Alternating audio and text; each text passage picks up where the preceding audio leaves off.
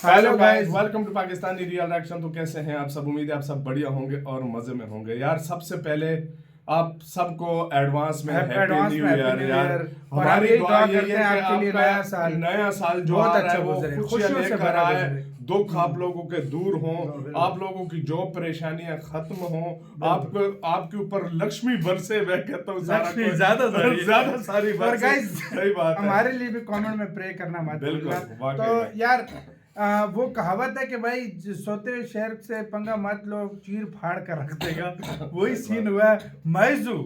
मैजू के आने के बाद मालदीव के काले दिन स्टार्ट हो गए हैं। क्या हुआ है मालदीव्स के साथ? भारत ने वो कर दिया है जो हमने भी नहीं और मालदीव्स ने तो वो सोचा ही नहीं था। मालदीव्स की भारत ने कर दी है लाइफ सेविंग मेडिसिन बंद, जिसकी वजह से मालदीव्स की चीखें निकल गई हैं।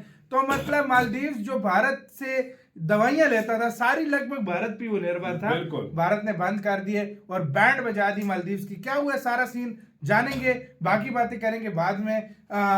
ये इन्फोटेक का वीडियो का लिंक मिल जाएगा डिस्क्रिप्शन में। तो स्टार्ट। मालदीव को लेकर बहुत ही बड़ी न्यूज देखने को मिल रही है और ये शायद मालदीव को रुलाने पे मजबूर भी कर सकती है, क्योंकि फिलहाल तो नेपाल भारत के प्याज के लिए बहुत रो रहा है। और भारत रुलाए भी क्यों ना, जब भारत के ही टुकड़ों पे पलने वाले देश भारत से ही गद्दारी कर बैठे तो उन्हें सबक सिखाना भी जरूरी हो जाता है। खैर मालदीव का मामला तो आप सभी जानते हैं कि कैसे मालदीव के नए राष्ट्रपति ने चीन के फेवर में आकर भारत विरोधी मुहिम शुरू कर दी और भारतीय सेना को वापस जाने यानी इंडिया आउट के कैंपेन मालदीव में चलाने शुरू कर दिए। लेकिन आप देख सकते हैं कि मोहम्मद को राष्ट्रपति बन के अभी 3 महीनों का समय हो चुका है, लेकिन अभी भी भारतीय सेना के जवान मालदीव से टच से मस नहीं हुए। हालांकि भारत सरकार कह चुकी है कि हम अपने सैनिकों को मालदीव से जल्द वापस बुला लेंगे, लेकिन तभी जब हमें जरूरत होगी। और मुझे नहीं लगता कि अभी वो जरूरत आन पड़ी है और मालदीव भी जबरदस्ती करके यानी धक्के मार के भारतीय जवानों को अपने मुल्क से बाहर नहीं निकाल सकता।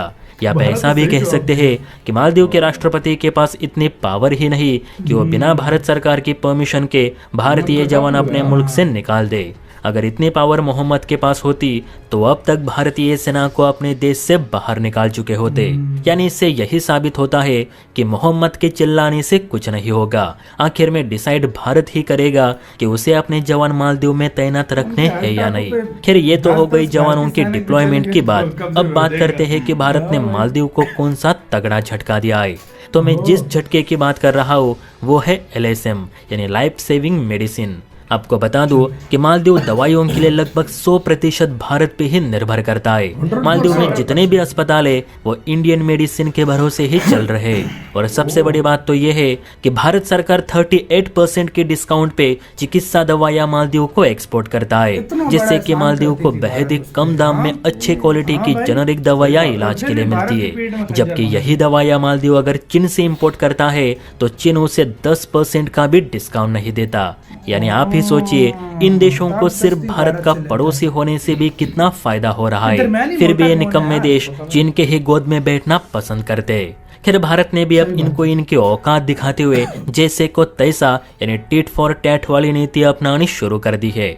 इस आर्टिकल के मुताबिक भारत ने मालदीव जाने वाली अपने अधिकांश दवाइयों में कटौती करनी शुरू कर दी है। भारत ने खासकर anti inflammatory, anti hypertensive, cardiovascular drugs और एंटी कोल्ड जैसी बहुत सी मालदीव जाने वाली दवाइयों में कटौती कर दी है।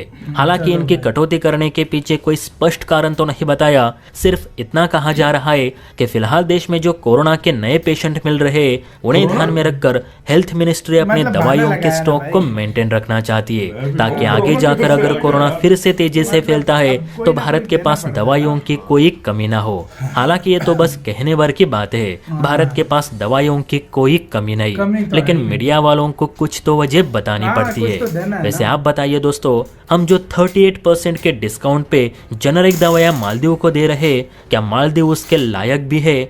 आपको क्या लगता है? नीचे कमेंट करके जरूर बताइए। और हाँ, वीडियो अच्छी लगी तो लाइक एंड सब्सक्राइब भी जरूर। यार पहले हम बोलते थे यार लायक है, बिल्कुल है, लेकिन अब नहीं रहा। देखो भारत तुम्हें दुनिया की सस्ती दवाइयाँ दे, तुम्हें 38% डिस्काउंट दे और तुम चीन के साथ मिलकर भारत की पीठ में छुरा घोंपो, तो भाई ये कहाँ का इंसाफ है भाई? यार मैं हमेशा एक यही बात बोलता हूँ। हाँ भाई, यार मैंने ये बात नोटिस की है, भारत जिस देश के साथ अच्छा करता है ना, वो थोड़ी सी लालच में दूसरे देश के पास चला जाता है। नहीं, चाहे वो नेपाल हो, चाहे वो बांग्लादेश हो, चाहे वो मालदीव हो, चाहे वो ये श्रीलंका बात हो। नहीं है। हाँ। अगर बुरा करता है ना, मेरी एक बात याद रखना, वो आता इंडिया के पास, वो फिर वो कुछ टाइम बाद भारत के कदमों में आता है, आगे उसको पता है कि हमें इंडिया, देखो यार मैं सच क्योंकि बताऊं, इंडिया फिर देखो प्यार से रहोगे ना इंडिया के साथ, सर पर बैठा के तुम्हें इंडिया रखेगा। लेकिन जब इंडिया को तुम आंकड़ दिखाओगे ना, मतलब इंडिया को तुम एटीट्यूड दिखाओगे, तो उसके बाद तुम इंडिया के सामने नहीं रह सकते। और ये इस चीज का सबूत है। मैं छोटा सा तुम्हें इस चीज का उदाहरण देता हूँ। हाँ, श्रीलंका गया था इंडिया चाइना की के तरफ, साथ, चाइना ठीक है, चाइना की तरफ इंडिया के साथ उसने ताल्लुकात खराब खराब किए किए थे। आखिर किसके पास लौट कर? भारत के पास। भारत के पास। नेपाल गया चाइना किसके की पास तरफ। गया था? चाइना की तरफ। फिर लौट कर किसकी तरफ आ रहा है? बिल्कुल। अभी बांग्लादेश आस्ता आस्ता जा रहा है, ये भी लौट कर वापस आएगा, ये भी लौटेगा। और यहाँ सारी बातें छोड़ो, मालदीव गया, इसको भी ठिकाने आधा तो ठिकाने का भी लग गया। और मैं एक ये चीज समझता हूँ यार, देखो मालदीव को अगर सोचना चाहिए अपने लोगों के बारे में, सब कुछ वो चाइना से उसको फायदा नहीं है जितना फायदा उसको इंडिया से।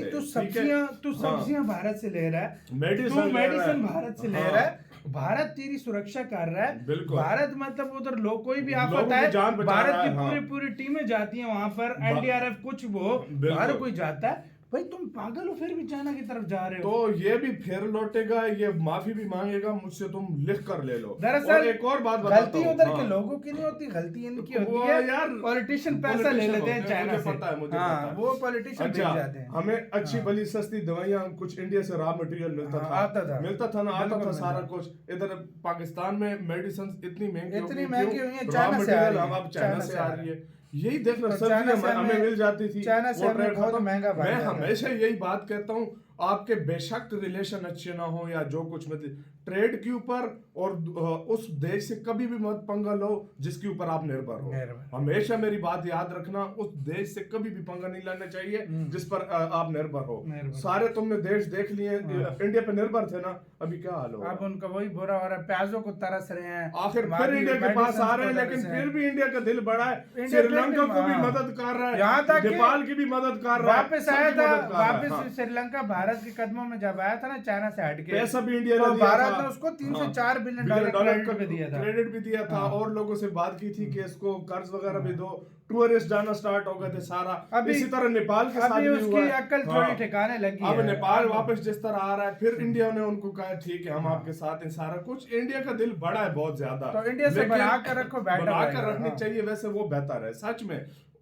और मैं हमेशा यही बोलता हूँ, हमारी ट्रेड कभी भी इंडिया के साथ नहीं रुकनी चाहिए थी, हमने बहुत बड़ी बेवकूफी इमरान खान ने, सच में आज हमें कितनी चीजें। मुझे इमरान खान से कोई मसला नहीं है, लेकिन मैं नफरत इस वजह से करता हूँ उससे कि इसने बहुत बड़ा गलत काम, बहुत बड़ा गलत, महंगाई बढ़ा दी। सही बात है।